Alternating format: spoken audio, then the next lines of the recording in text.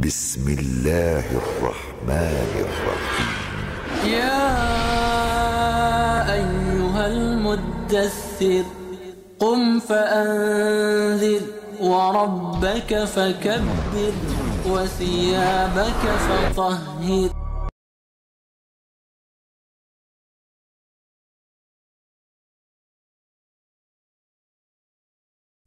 Assalamualaikum warahmatullahi wabarakatuh.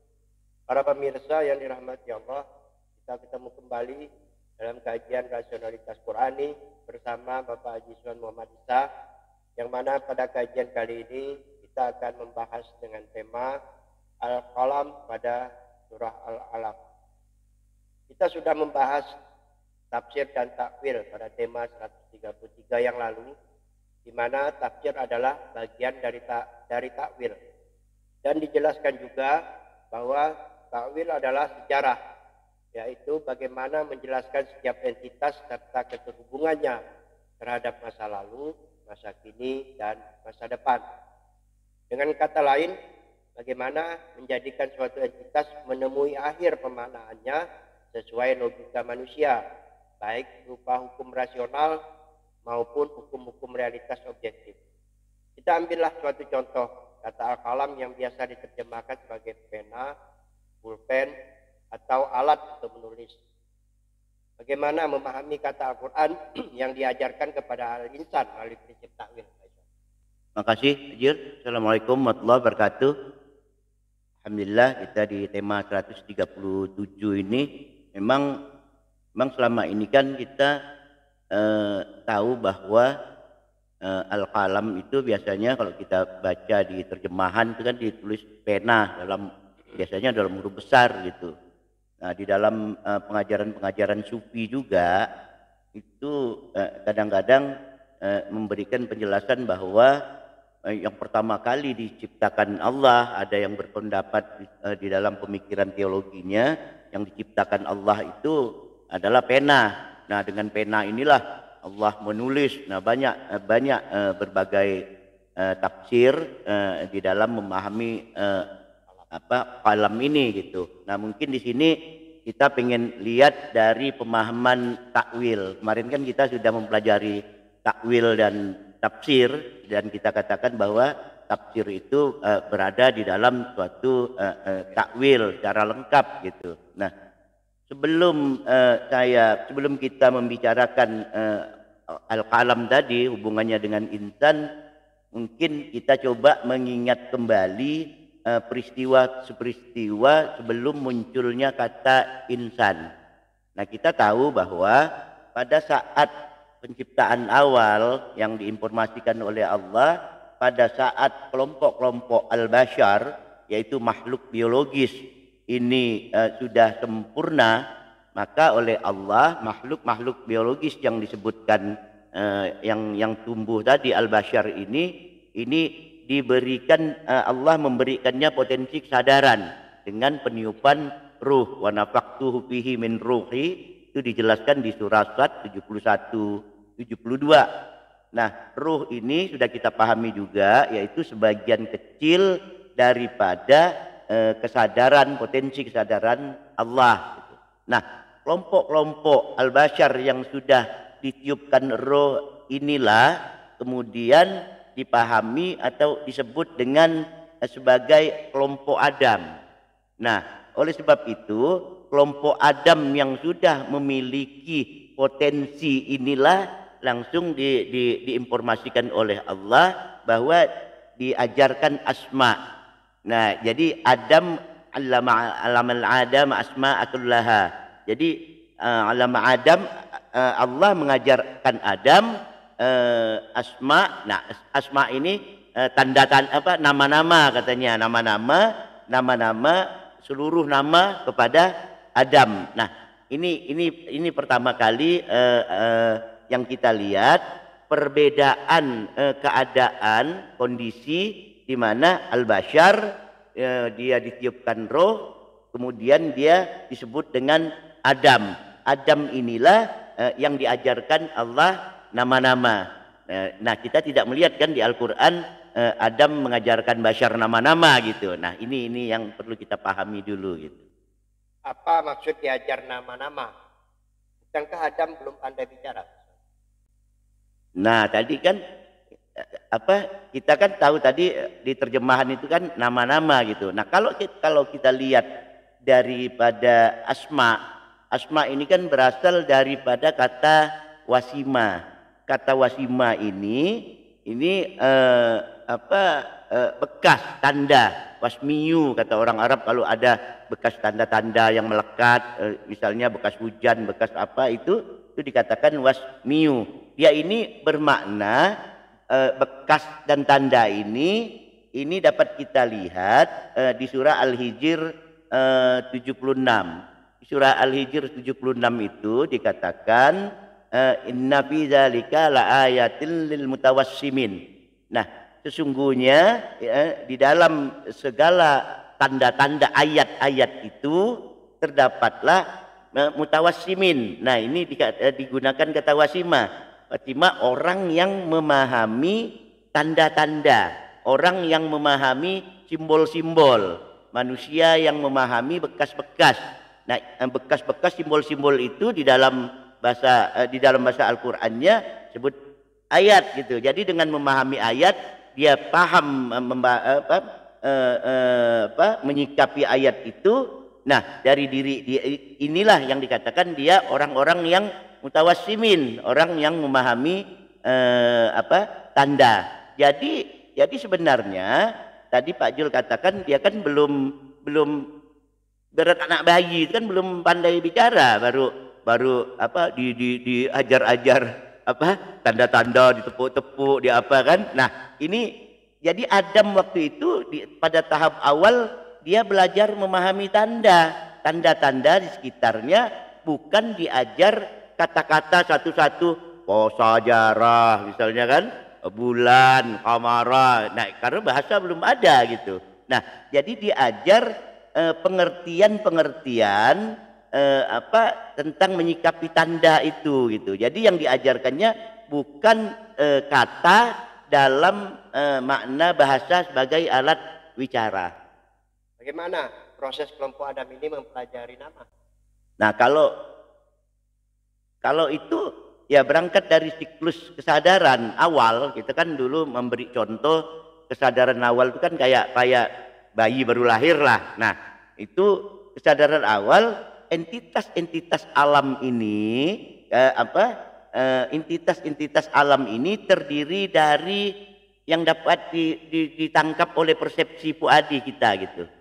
Itu kalau kita kelompokkan, itu bisa dalam bentuk rasa misalnya, dalam bentuk suara, dalam bentuk rasa, suara,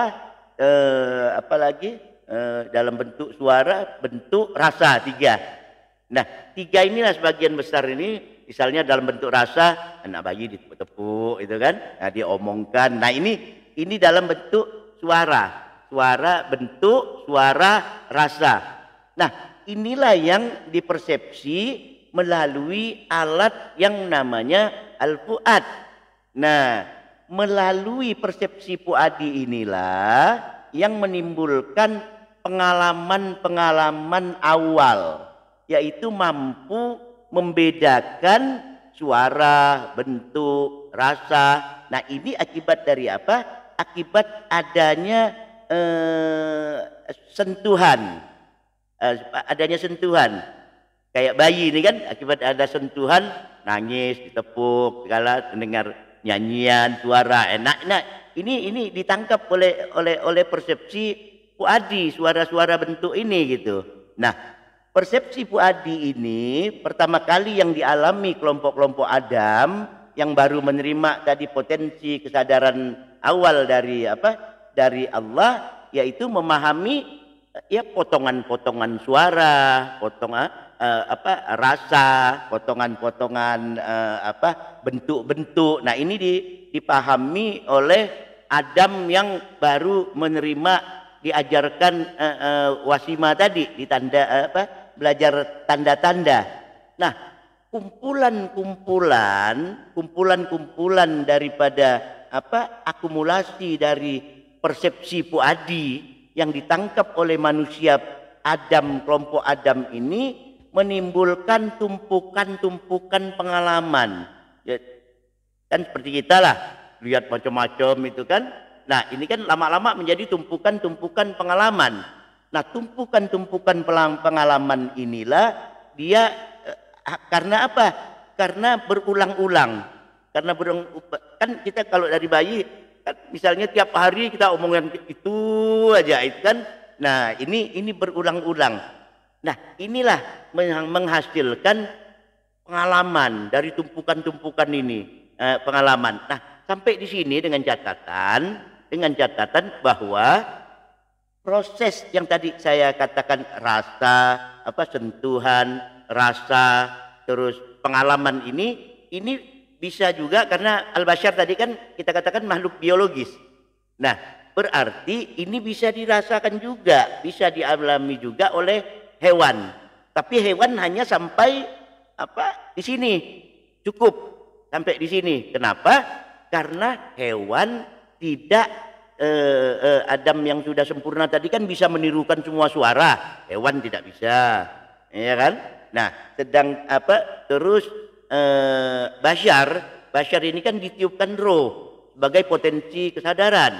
Hewan tidak ditiupkan roh. Jadi proses makhluk antara makhluk al-basyar dengan makhluk fauna ini tetap sampai pengalaman.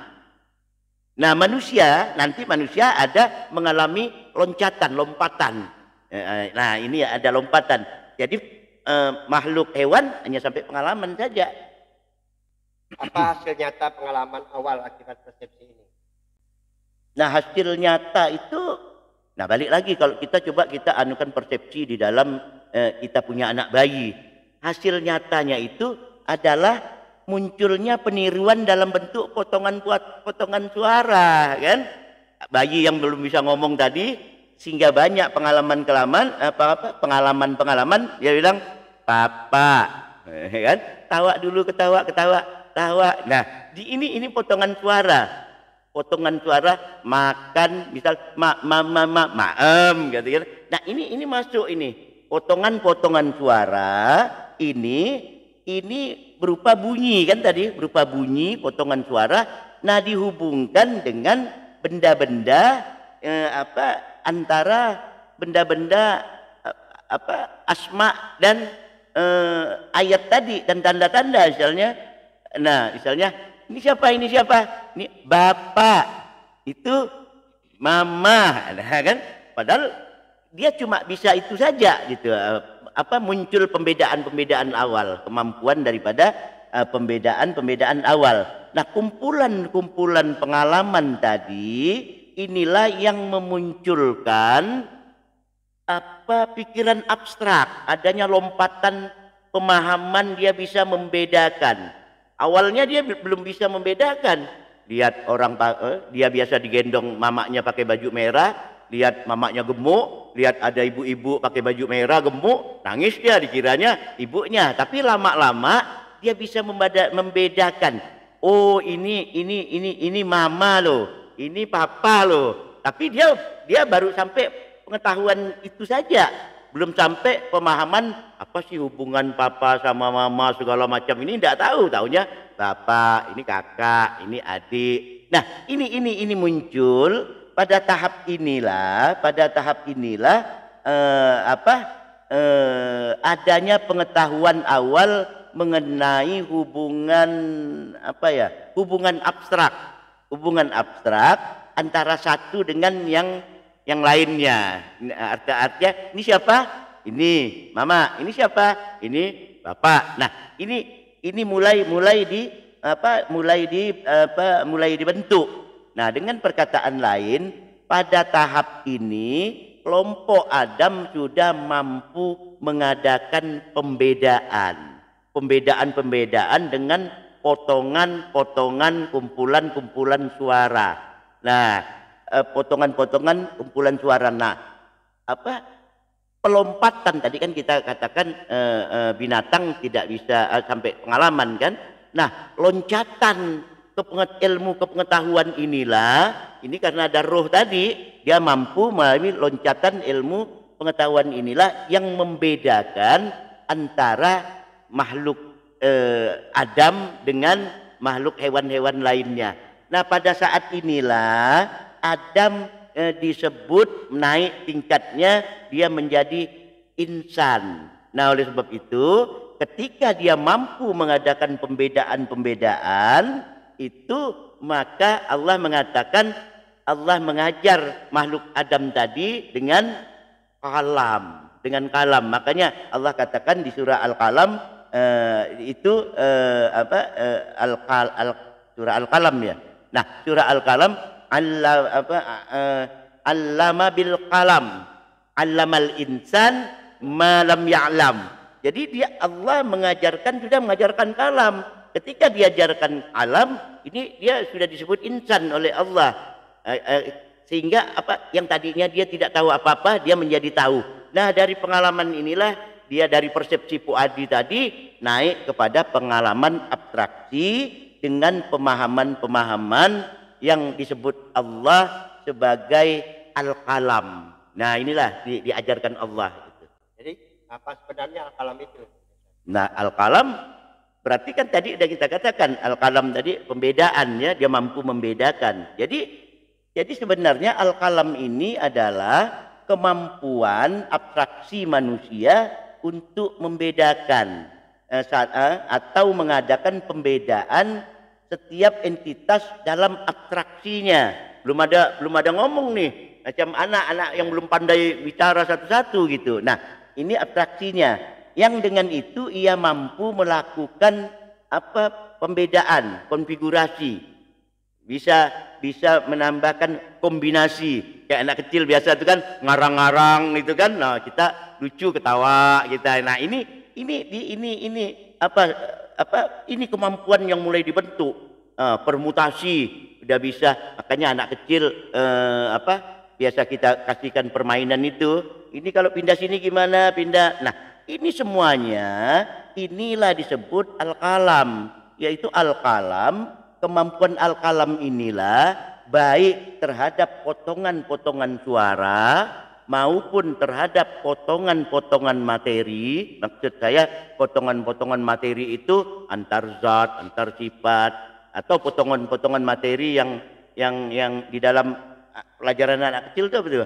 Ada segitiga, segi empat, sambung-sambung. Kalau ini jadi bentuk ini, bentuk ini. Nah, kayak puzzle itu permutasi. Jadi ini yang dibangun di dalam abstraksi manusia gitu. Potongan-potongan tadi, potongan suara ataupun potongan benda gitu. Nah, ini yang disebut dengan Allah menyebutnya al-qalam, mampu membedakan gitu. Nah, jadi al-qalam pada potongan-potongan suara inilah yang menjadi cikal bakal bahasa. Potongan-potongan suara yang dibentuk tadi cikal bakal bahasa. Nah, oleh sebab itu penyebab wicara bahasa dengan pengajaran al-qalam ini dipisahkan di dua tempat gitu. Kalau al-qalam diajarkan di surah Al-Alaq, kalau al-bayan suara, belajar wicara bayan, itu di surah Ar-Rahman. Di surah Ar-Rahman itu ayat berapa? Ayat 4 kalau tidak salah. Nah, ini Allah katakan allamahul bayan, diajarlah diajarlah insan itu bayan. Nah, dari sinilah berkembang wicara, tingkat wicara yang menjadikan bahasa hingga manusia memiliki bahasa untuk berkomunikasi gitu. Tadi dikatakan bahwa pembedaan itu dapat juga melalui potongan suara. Bisa Pak Iswan berikan contoh sederhana tentang pembedaan itu? Nah, tadi kan sudah kita katakan, tadi contoh kan anak kecil tadi kan bisa bentuknya dirubah-rubah. Nah, di dalam konteks potongan-potongan suara, nah kita misalkan saja materi daripada huruf, simbol. Nah, ini simbol kita kemampuan ini misalnya simbol ada materi P, huruf P misalnya kan, huruf A, huruf S, huruf U misalnya. Ini kan 4 nih. Nah, 4 ini kalau dibuat satu struktur konfigurasi atau susunannya seperti ini, disusun seperti ini, berarti keluar gabungan potong suara ini kan menjadi pasu. Nah, pasu inilah yang ada di dalam abstraksi dan dihubungkan dengan benda yang ditunjuk tanda tadi gitu. Kalau pasu, kalau dia dirubah lagi bisa suap misalnya. Suap, materinya kan sama nih, suap. Nah, ini suap udah beda lagi gitu. Atau paus. Nah, paus ini di dalam bahasa kan katanya bahasa ada ada bisa berbagai makna. Nah, kalau kalimatnya dia pengen memancing ikan di laut, mungkin dalam konteksnya ya ketemu paus. Tapi dalam konteks dia berwisata atau kunjungan ke Roma, mungkin dia ketemu paus juga. Nah, jadi ini sama, ini tapi dengan makna yang berbeda. Nah, susunan suara inilah, kalau 4 ini bayangkan, kalau 4 ini kan berarti dia 4 fakultet. 4 fakultet itu kan 4 kali 3 kali 2, 4 kali 3 12 kali 2 24. 24 susunan. Jadi tiap 4 materi itu baru 4 materi terdiri dari bisa disusun oleh kemampuan ilmu kalam manusia. Ini 4 materi ini bisa 24 variasi. Ya kan? Itu belum dikombinasi dengan 1 huruf lagi misalnya.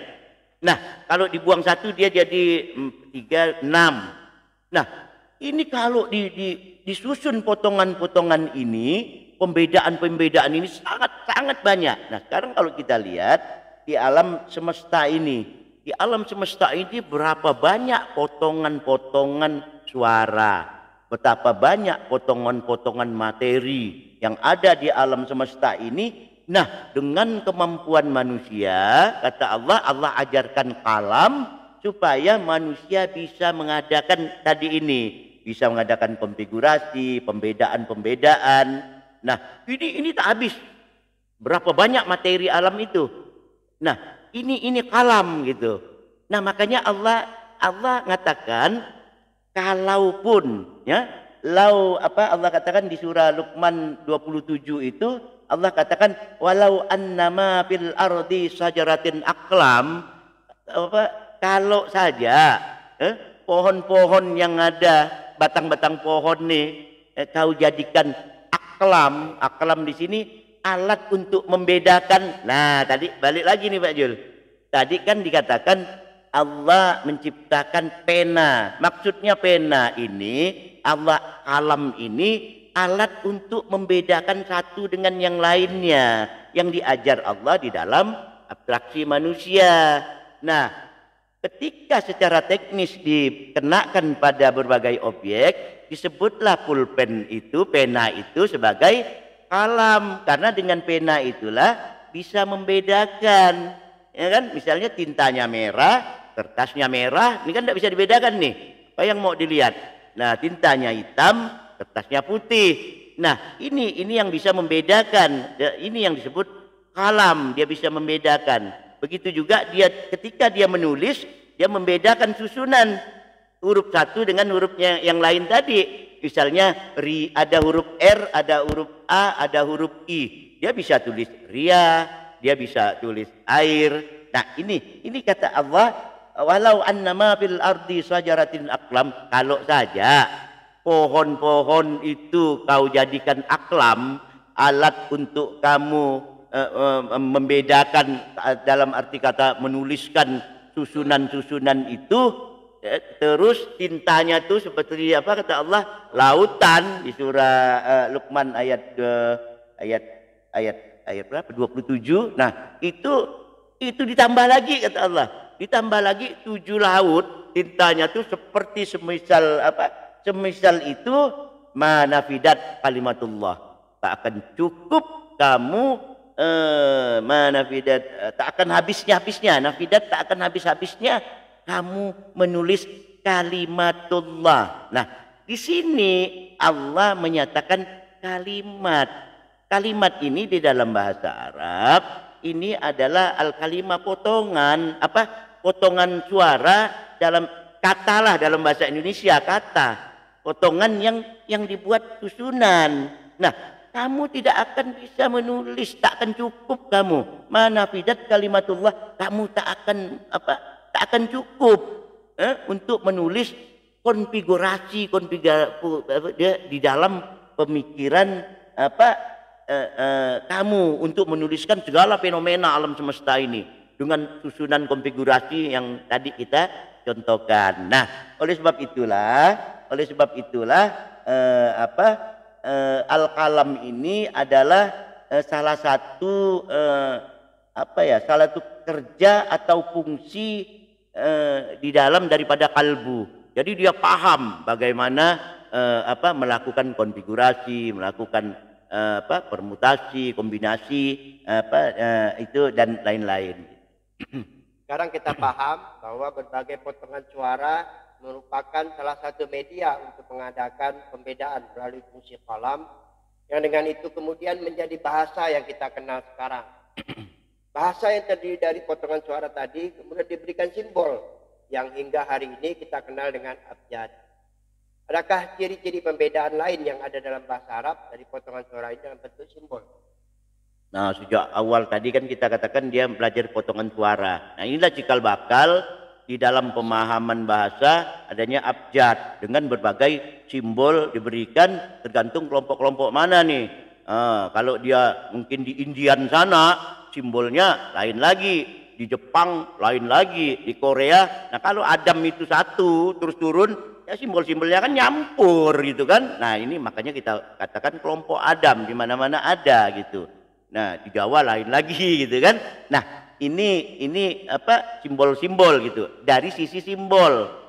Nah, tadi Pak Jul katakan untuk simbol-simbol yang adakah contoh lain misalnya dalam bahasa, khususnya bahasa Arab, ini hal-hal yang menonjol untuk membedakan, oh ini simbol pembedaan. Nah, ini sepanjang pengetahuan saya lah ya, potongan-potongan suara untuk membedakan di dalam abstraksi manusia yang paling menonjol dalam bentuk suara dalam bentuk simbol, yaitu simbol nun. Ya, simbol nun yang disuarakan dengan nun, simbolnya huruf itu huruf nun. Nah, huruf nun inilah dia biasanya di dalam Al-Quran untuk membedakan. Ketika membedakan sesuatu dengan bentuk yang lain gitu. Nah, kemarin kita sudah banyak, misalnya kita membahas dulu kata syaitan. Syaitan itu dari kata syafa, suatu yang menjauhkan. Jadi ketika dia disebut syaitan berarti kan ditambah nun tuh. Nah, berarti itu maksudnya bedakan. Itu yang maksudnya adalah dialektika di dalam pemikiran manusia. Nah, misalnya kita lihat lagi surah An-Nahl ayat 49. Misalnya Allah mengatakan walillahi yasjud ma fis samawati wa ma fil ardh. Nah, kepada Allah lah sujud apa yang ada di langit dan apa yang ada di bumi. Jadi apapun yang ada di langit, yang ada di bumi ini disuruh sujud. Di situ digunakan kata ma. Ketika Allah menginformasikan yang dimaksudkannya adalah yang sujud itu hanya untuk makhluk yang bernyawa, yang dibedakan dari batu, pohon, matahari, bulan, bintang itu, Allah katakan ini di dalam di surah Ar-Ra'd ayat 15 itu Allah menggunakan walillahi yasjud man fis samawati. Nah, jadi Allah mengatakan man fis samawati wa man fil ardi. Man, jadi ditambah huruf nun. Nah, jadi ini yang membedakan hanya kepada Allah lah. Semua makhluk, maksudnya makhluk-makhluk hidup itu man fis samawati wal ar, ini makhluk-makhluk hidup ini sujud. Tapi kalau di An-Nahl 149 tadi itu dikatakan hanya ma, ada yang menafsirkan ma itu meliputi keseluruhan, ada yang mengatakan ma itu hanya untuk makhluk-makhluk yang tidak bernyawa. Jadi ketika membedakan, nah ini ditambah dengan huruf huruf nun gitu. Nah, ini setahu saya pembedaannya ada huruf nun gitu. Adakah bukti lain yang lebih menegaskan hal perbedaan ini, khususnya penggunaan potongan suara atau huruf nun? Nah, kalau itu dapat kita dilihat. Nah, tadi kan manusia, Allah mengajar manusia al-qalam. Nah, nama al-qalam ini dipakai di salah satu surah ya, surah al-qalam kan ada tuh. Nah, di surah al-qalam ayat 1 itu kita dapat membaca di situ dalam satu ayat dikatakan nun wal qalam wa ma yasturun. Jadi ada huruf nun wal qalam wa ma yasturun. Jadi di situ Allah katakan nun demi al-qalam dan apa yang yasturun, apa yang mereka susun. Nah, apa yang mereka susun. Nah, karena terjemahan itu kalam pulpen, ya kan? Nah, biasa terjemahannya di sini apa yang mereka tulis gitu. Nah, tapi ini sebenarnya yang dimaksud Allah adalah apa yang mereka susun. Seperti contoh tadi kita kalam-kalam tadi kan menyusun tuh. Nah, jadi ayat di atas, ayat di al-qalam ayat 1 ini nun wal qalami wa ma yasturun ini menunjukkan adanya pembedaan yang dibentuk oleh huruf nun tadi gitu. Nah, oleh sebab itu misalnya qara'ah, membaca kita Quran, ya, itu kan rahimah dari rahimah rahman. Nah, ini nun yang membedakan karena pembedaan diadakan penyusunan tadi. Nah, oleh sebab itu Allah katakan nun wal qalami wa ma yasturun, dan apa yang diabstraksi mereka itu dia punya al-qalam dan dengan itu mereka menyusun ada di dalam abstraksinya gitu. Nah, kata yasturun ini kan dia berasal daripada kata syatara. Yasturun dari kata syatara. Syatara ini artinya mempunyai makna keteraturan sesuatu, keseimbangan keteraturan susunan atas sesuatu, keseimbangan atas sesuatu. Nah, ini yang dimaksudkan dengan yasturun, membentuk. Nah, dari sinilah kita mengenal kata ustura. Di dalam bahasa Arab ustura. Ustura itu artinya mitos. Mitos, kalau tadi kan disusun dengan kalam tadi, nah ustura ini pun disusun. Artinya bagaimana mereka menyusun cerita.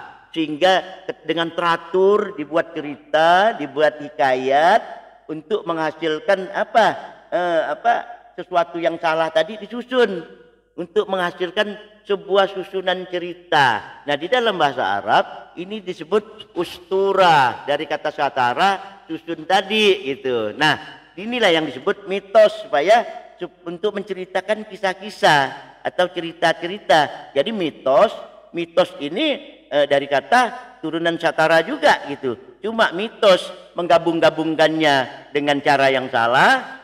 Sedangkan tadi melalui al-qalam tadi, qalam melalui aturan-aturan bagaimana yang diberikan oleh Allah. Nah, jadi inilah dia, melalui al-qalam inilah kita dapat melakukan suatu penyusunan atau identifikasi atau melakukan klasifikasi terhadap berbagai benda-benda, berbagai bentuk suara, sehingga melahirkan ekspresi pengetahuan, baik disampaikan secara bahasa dalam bentuk wicara maupun secara bentuk tulisan.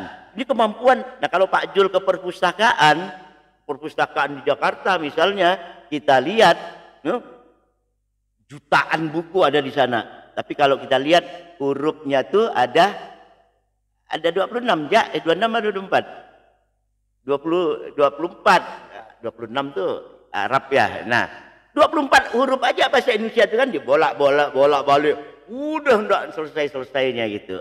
Nah, inilah dengan al-qalam inilah kita juga dapat membersihkan mitos-mitos yang selama ini yang disusun itu dengan menggunakan takwil melalui takwil pemahaman al-kalam ini. Nah, inilah yang dapat mungkin saya sampaikan. Jadi seluruh kata yang kita temukan makna akar katanya dari kalama, kalam, aklam segala macam, nah itulah dipahami sebagai alat pembedaan. Waktu diundi juga siapa yang memelihara Maryam itu kan diundi dengan aklam juga tuh untuk membedakan siapa nanti yang memelihara Maryam kan. Saya kiranya itu pemahaman saya dari takwil melalui konsep al-kalam pada surah Al-Alaq. Terima kasih Pak Iswan. Demikian para pemirsa yang dirahmati Allah, sebelum kajian ini kita akhiri, ada beberapa kesimpulan yang dapat disampaikan. Pertama, alam semesta ini dipenuhi oleh berbagai informasi dari berbagai entitas atau kenyataan dalam wujud rasa, suara, dan bentuk. Entitas-entitas atau kenyataan-kenyataan ini dipersepsi oleh perangkat indrawi dan kemudian diproses melalui al-kalam. Al-kalam adalah kemampuan untuk memahami, memilah, memilih, dan menentukan serta membedakan entitas yang satu dengan yang lainnya. Proses ini terjadi di dalam abstraksi pemikiran manusia, dan untuk menjadikannya sebuah informasi, al-kalam disalurkan melalui media bahasa atau al-bayan. Dengan bahasalah dunia ilmu pengetahuan modern berkembang, sebagaimana yang kita lihat pada masa kini.